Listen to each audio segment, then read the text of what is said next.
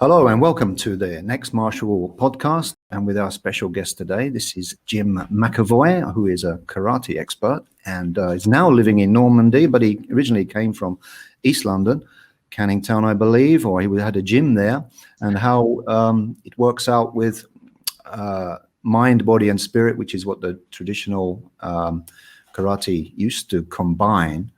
When you sort of like start properly studying martial arts, you read a lot about the old masters and how good they were into their very, very old age. But when I was doing karate, it seemed to be that people were sort of like knocking it on the head in their 40s because it was getting too much for them.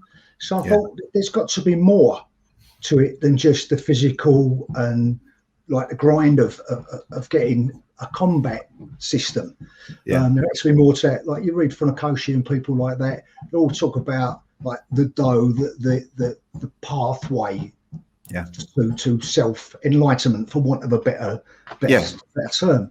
So I started sort of moving around, trying different martial arts to try and find something that I thought this is something I could do forever. And I saw a Japanese sensei, because I was doing Aikido for a little while, and they had a Japanese sensei visit. Kuniyuki Kai, his name was. And one of the things he was sort of a master at in the true form was Gojo Ryu karate. So it was me and a few of my friends, all black belts from the karate club we were at. And we watched this, and the guy did a demo just of a couple of kata. Now, at that time, I'd been doing karate about sort of 14 years.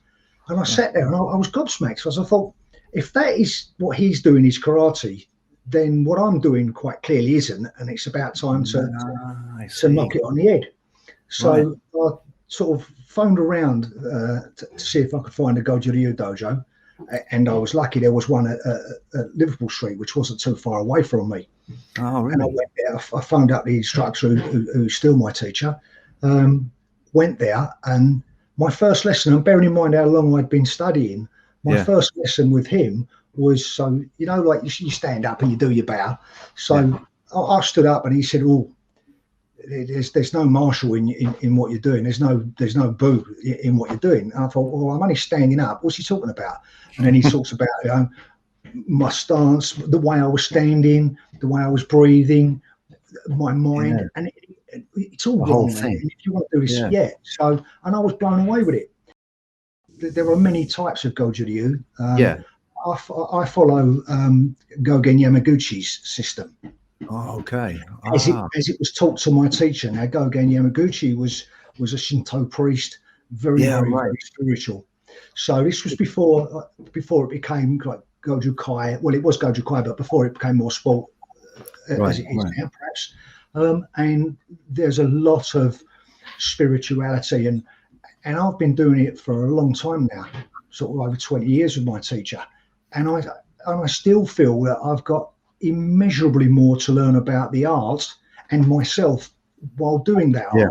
Exactly. I mean, as long as I've been training with my teacher, and he's sort of in his late 60s now, he's still, to me, getting better. I mean, he was phenomenal when I first met him, but he's getting better in his 60s. And surely that's the thing, to find something that you don't sort of like, you're not restricted by your age. Yeah, it's lifelong learning, and it's more spirit than only body. There's an old Chinese treatise, which is the 8 Ways of the Fist. And the founder of Gojo Ryu didn't have a name for his system. There wasn't names for systems originally. The Japanese who like to codify stuff wanted a name. So he took a phrase out of this breathing is in hardness and softness. And in that term, there was Goju. So where we've got hard and soft, it's, you know, like if you think of the yin yang symbol. Sure. Yeah. So you've got the like black and white, inside black there's white, inside white there's black. So Goju, it's not absolutely delineated with there is hard and there is soft. No, one implies the other. Yeah. You've got to have a little bit of both inside, even one strike and even one block and all these things. So it appealed to you because it was lifelong, and it's much more spiritual, and because of Shinto as well. It's also connected to Aikido because the founder of Aikido was very into Shinto and very into the kami and the spirits. So for about 14 years, you've been really trying to combine this mind, body, and spirit. The problem is when you're really sort of fit and strong and you've got a look about you, you're not really going to get into too much trouble. No. But when you're old and infirm and you're shopping into your car and all that sort of stuff, right? That's when you're going to need to be able to look after yourself. When you don't have physical strength. I mean, I'm in reasonably good nick, but I'm nearly 59. So I can't compete physically with someone in their 20s. But then I don't have to. Yeah, I don't have to because I use this. That's it. More. That's it. Yeah, and you resonate confidence, and you just have a good social skills, and then that deals with 99% of any problems anyway, just by how you carry yourself and how you how much of a gentleman you are, and that gets it done anyway. But yeah, you're right that as you get older, people forget that, of course, as you get older, people assume you're going to be weaker and weaker and weaker. But doing something like this obviously gives you that confidence that you can still walk straight and still be confident in supermarkets and walking around banks and stuff. And that's not gonna change, is it? It's only a one-way way. So you're gonna get 80, you're gonna get 90. It's not gonna stop. You'll have to forgive me, but I do quote my teacher quite a lot because he's been a tremendous influence on everything about me. More so than any other human being that I've ever come across. But he always says, you got to look at it this way: no matter what, strength will fail. Yeah, one day. So strength, but technique doesn't have to. No. You can always improve technically. Yeah. You cannot do anything about the fact that physically you are going to get weaker and weaker. Yeah. So learn something that you can continually improve technically. Yeah. Irrespective of your sort of later years, because you could get ill. What about the spirit? What does that mean for you? I think I wouldn't call myself a religious person, but I was born and raised a Roman Catholic, so I've had a lot of religion given to me.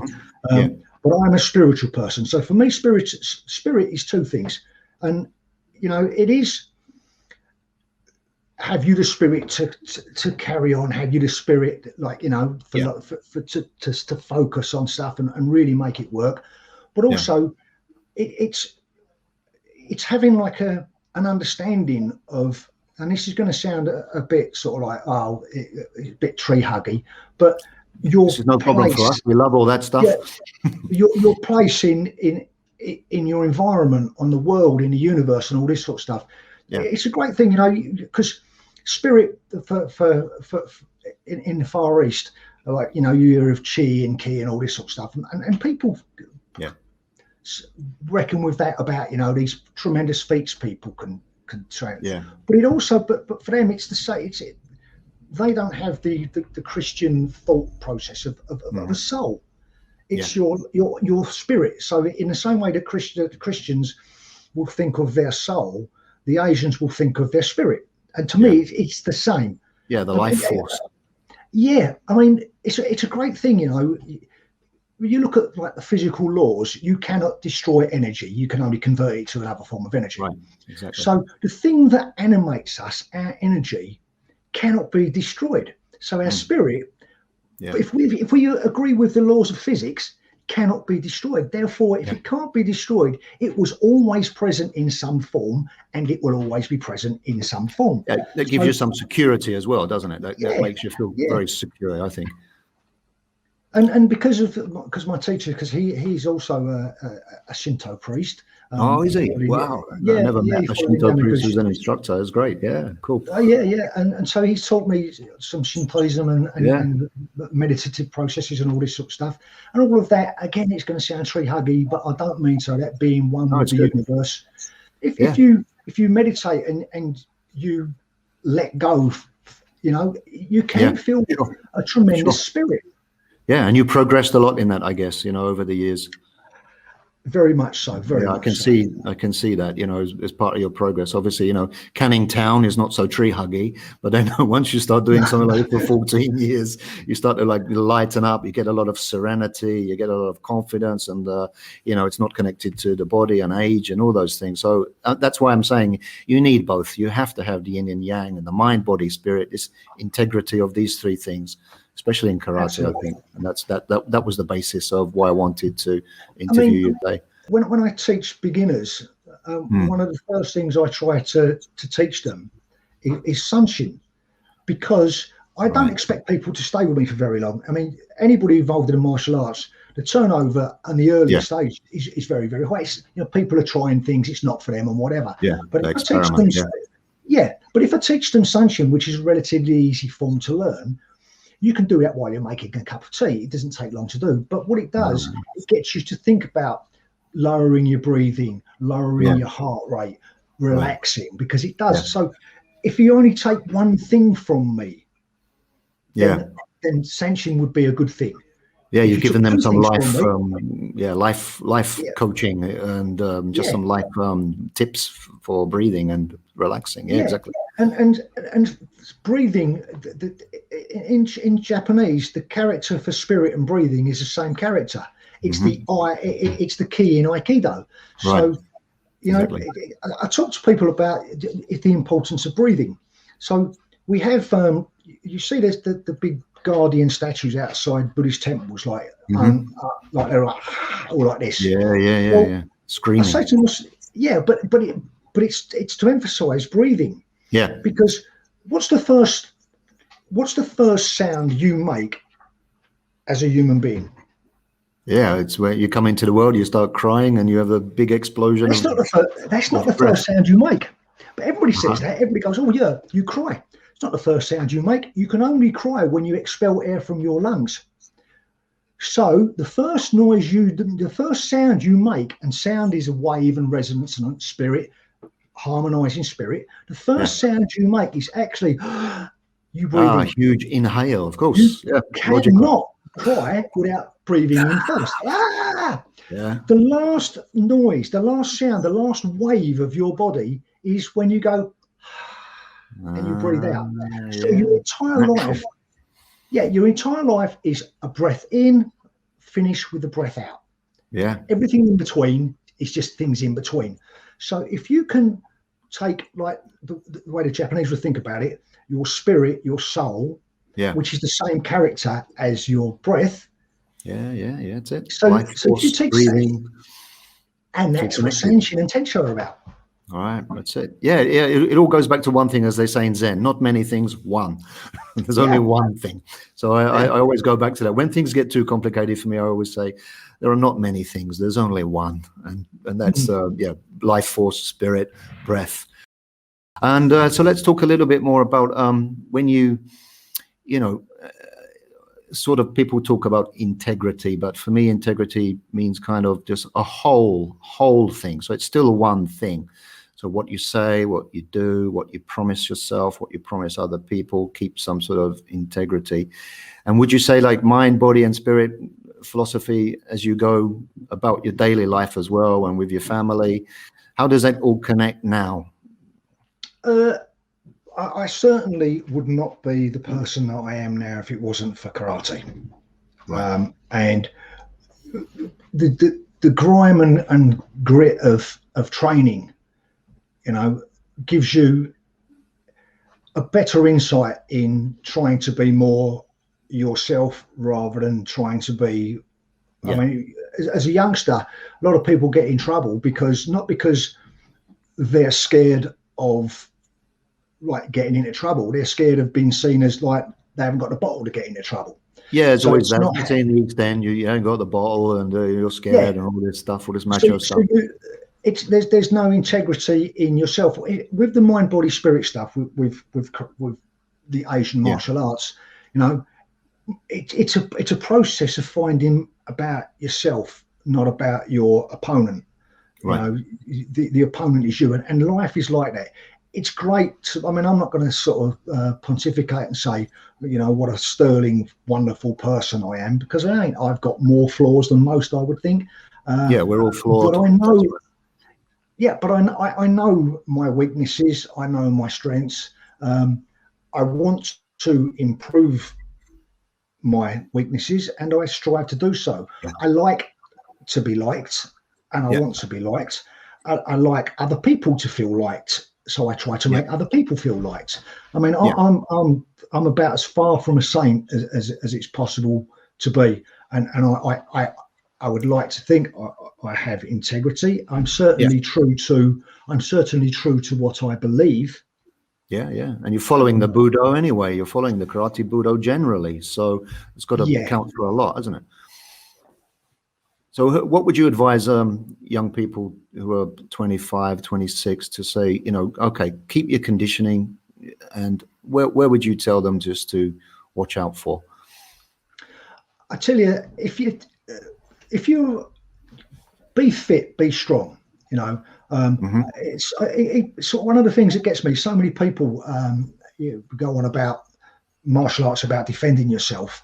Where we come from, there's a chance you could get in some being mugged or whatever, and it can happen. But for the majority of the people, that's never going to take place. No, so self-defense should be looking after yourself, and you're your own worst enemy. Stress will kill you far quicker than the mind gets you every time. Your own mind, it's the worst enemy. It's always talking to you. Yeah, but you look at them today. You got like modern sort of like world champion athletes and all that sort of stuff, or sports persons are quitting the game because it's too much for their mind.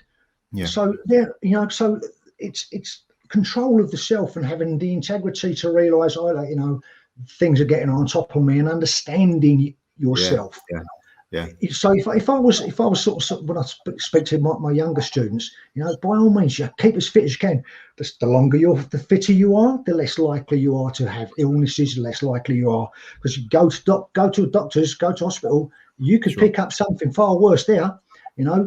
So look after yourself, by all means, stay fit. Look after your mind, absolutely. But for the guys that are sort of really into the sort of like the boxing and the Krav Maga and the stuff like the combative sports. One dimension. Take yourself to see an Aikido teacher. I would agree with that totally. I went to go to the other extreme. Beautiful art. If I hadn't studied karate, it would have been Aikido. There's no two ways about it. I think it's massively underrated, people just dismiss it out of all sight. But the mind, body, spirit benefits of it. They're all in karate. Fantastic. They're all in, and it's actually got the best philosophy of all of them combined. Really, when you actually look at Koichi Toha as well, like Ki Aikido, we had a look at that, and I did a little bit of that. And there's a guy here, a Ki Aikido master. So one of the guys who left, the Aikikai, formed his own one, and it's much more about energy and spirit and the whole thing. And it's a whole lifestyle. And then you think to yourself, well, that's what you need. You need the whole lifestyle, and your chances of being, just punched in the face are not a lot anyway. And then you need about 3 or 4 techniques. I'm sure you would agree. Only, a handful of things that are going to come up in daily life anyway. It's always going to be a right hook to the face, isn't it, basically? But it's always a good thing to be able to, no matter how you do your training, it's a good way, good thing to do is practice how to run. Indeed, running backwards as fast as you can or anything. People think you're a football referee. Yeah, that's right.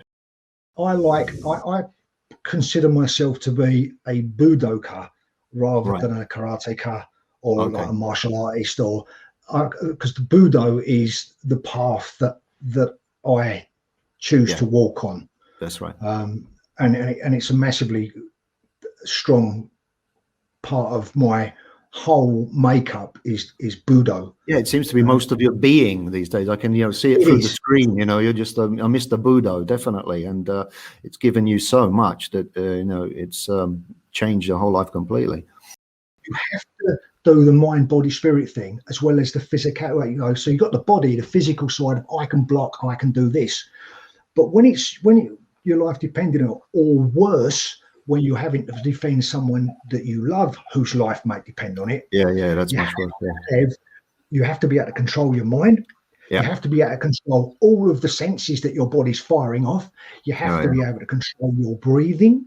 You have to be able to control your emotion, because if you get in a fight and you lose, that's down to you, perhaps lack of training, lack of whatever. But just imagine, and I say this to my students all the time, if you're with your wife, boyfriend, kids, whatever, and you have to be the one that defends them, then you can't afford to lose. Because I've had quite a few kickings in my time, and I've never enjoyed them, but I've had them. And to me, I found that the only thing, I had bruises and all this sort of nonsense, but the only thing that was really bruised, was my ego. Yeah, your pride gets hurt mainly. That's all. Yeah. And you have to, they all talk about the Budo is a way of defeating your ego. You have to get over the ego thing, not for yourself, but if you're looking after your loved ones, you know, you have to be able to calm everything down and do what is absolutely necessary. Because if you go down, they're going to get the trouble, and then that's far worse than ego. Oh yeah. So learn to control. I mean, you've heard of like Patrick McCarthy. I did some lessons with him at my teacher's place, you know, and he's a very well-known martial artist. He pointed out that, you know, he did a great thing, and I do it to my students. So I'll say, you know, I won't use the words that I use, because obviously we're talking, so I won't use swear words. But, you know, as Pat McCarthy said, he said, like, you know, if someone says like, your mum wears army boots, right? Oh, that's offensive. Well, is it offensive? Does your mother wear army boots? No, she doesn't. Then it's a lie. So why are you being offended by a lie? Does she wear army boots? Yes, she does. Well, then it's the truth. You shouldn't be offended by that. It's not the 4-letter words, what you're looking at and all this sort of stuff that gets you. It's your ego. Yeah, always. So if someone goes like, what are you looking at? And immediately they expect a prescribed response. You know, either, oh, sorry, mate, it wasn't you, which gives them impetus to move forward because you're scared. If you go, I'm looking at you, that's your ego. So that's the impetus for it to carry on going. So the mind, body, and spirit, ego, that's you. You can control that. So you can react as you want. So learning to control, when people say, okay, there are only so many ways you can be attacked. There are only so many ways you can, like, your arms can work. So that is true. But it's how your mind, like the Krav Maga, they do the old pressure testing, don't they? Yeah. So I've done that, you know, with bags and banging, bang, bang, bang, bang, bang. It is a good thing to do, because it doesn't matter how brilliant you are at your technique or how brilliant you are thinking of yourself. If you stress out when someone is actually going to knock your head off, then your training will be a waste of time. So Budo teaches us to control us. You must have heard the saying, like, you know, learn to control others and then you can win. You can't. That old adage from you know, if you know yourself, you can win 50% of the battle. The art of war. Coming from the art of war. If you know yourself and your opponent, you will win 100% of the time. These ones. We all train on what our opponent's going to do and forget about learning to control what we do. That's a fair point. A very fair point. And it also comes back to Aikido, because Ushiba said, if you're not sure what to do, stand there, do nothing, and reflect. And this is a very deep level of self-defense, where you are just reacting to whatever's happening in front of you. You're not even judging it, and there is absolutely no ego. It's just happening. It is what it is. There's a lake, and it just sees your reflection. And this is what he kept going on about all the time to his students. He said, when I'm in front of you, I'm not there. I'm just reflecting you like a mirror. And then you have the whole thing. Then you have no ego. You have nothing. It's just reflection. I even discussed this with the key master, because he said that when we are teaching, because I'm a teacher, he's a teacher, and he said, sometimes I have problem connecting with the students, of course. So I said, okay, well, you know, one of the greatest things is to connect. Then you're always leading people when you connect. But if you can't connect, reflect, do nothing. And it kind of reflects back to them, doesn't it? And as soon as it reflects back to them, they kind of see, oh, I know where I'm going wrong now. And you haven't even said anything.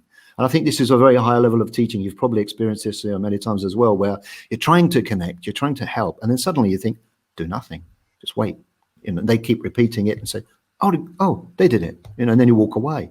So I think there's a very high level of teaching. What Shiba was trying to get at, or he got at it very well. What I'm trying to get at is that lake and the moon stuff, where you're just not adding anything to the lake. So as you said, in the self-defense situation, you're not adding anything to the lake. Like, what are you looking at? It's adding. Yeah. But if you just leave it be, you're still calm enough to move and react. So I completely agree with you there, and that's how Aikido, I think, goes deeper than many other martial arts, but it definitely applies to karate, and even MMA guys are doing that as well. They're just waiting for any move and reflecting people. So I love that art of reflection. It seems to work very well for martial arts generally, because you're not adding your ego. So as soon as you don't add your ego, things get a little bit clearer, right? So yeah, we've spoken a little bit about life as well, how this all applies, and this integrity and stuff. What about your words, your actions, and your thoughts? Could you just finish by saying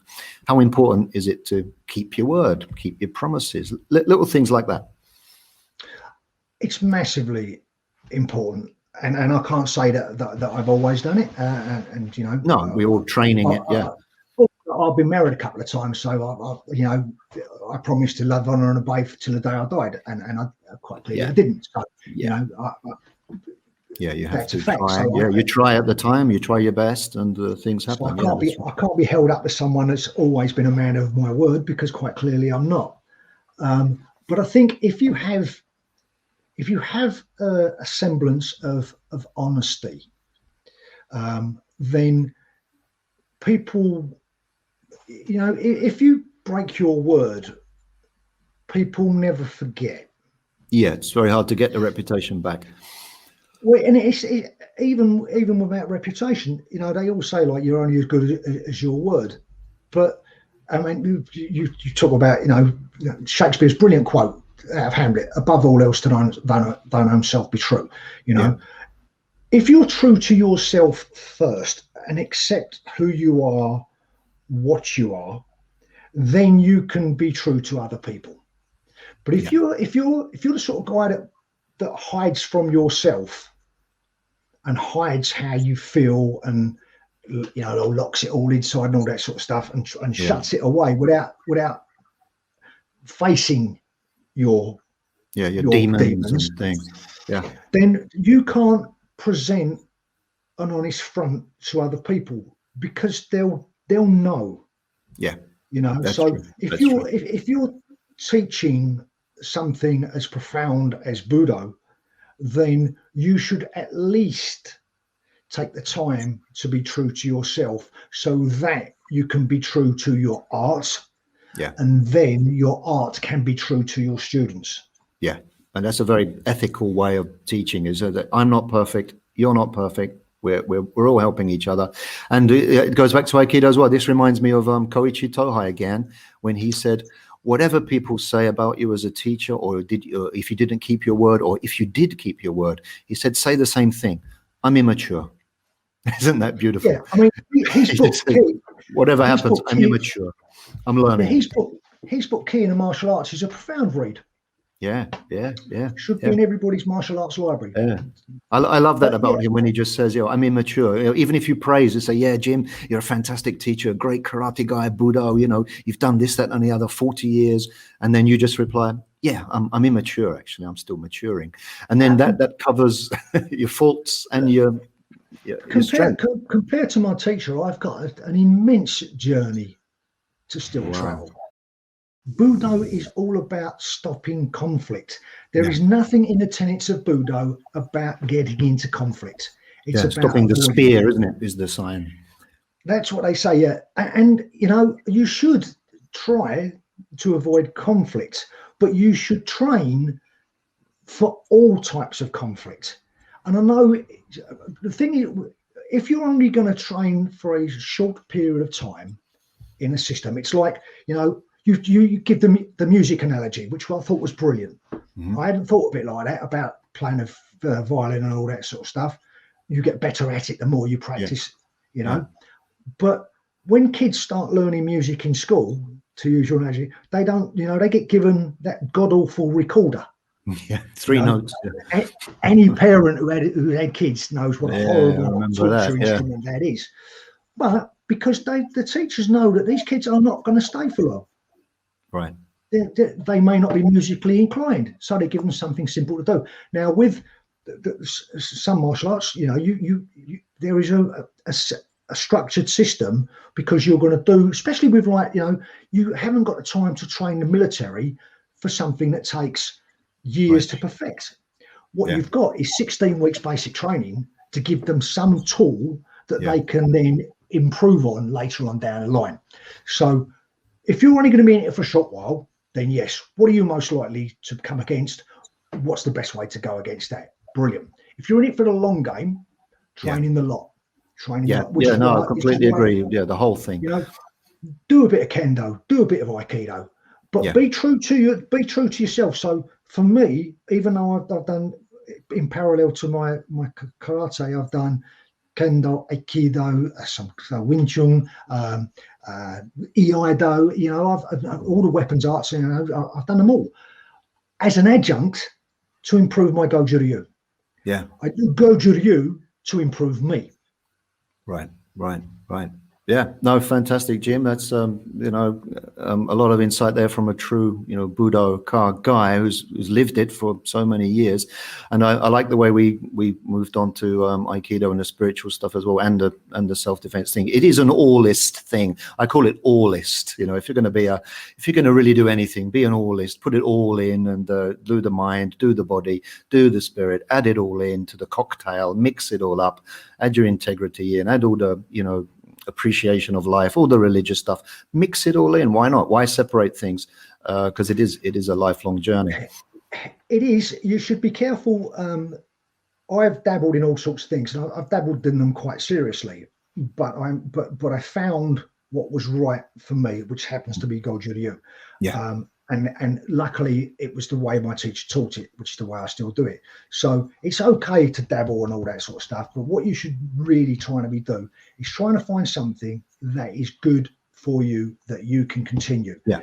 Rather than mixing and matching and all that sort of stuff. Training everything. Meet different people. It's a great way to spend your life. Learn new things. It's a great thing to do. But it's like the adage I really like. We say, like, practice makes perfect. Of course it doesn't. No, only perfect practice makes perfect. Yeah, practice makes permanent. Yeah. So find what's good for you. If you like a tear up, go Kyokushin. There are these things. Right. Find what you honestly find is that right fits you like a hand in a glove. That's like a velvet glove. It's got to fit. You won't stay. You'd like to say if you're slightly Pacific, then okay. Do Aikido, because at the top end of Aikido, those guys are as tough as anybody. Yeah. Once they've fully learned it all, in 10 years or 11 years, it's great. There's only so many things you can do with your hands and your feet, but there are a billion things you can do with your mind. Imagine what you want, and then look for that dream. Yeah, and someone always told me, people are looking for their perfect martial arts teacher, and then the guy just said, just become him. Yeah. Become that guy that you want to be taught by. And that was a great revelation to me. I thought, well, I wouldn't mind being a guy who's patient, teaching them, helping them, guiding them, making it rough when it should be rough, making it realistic, but teaching English, teaching a language as well, making people feel good, raising the challenge at the right time, mix the groups up, and try to become that sensei you want to be. And why should you look for anyone else? If you can have a good sensei, of course, but then after the class, you are your sensei as well, and then you're helping other people as well.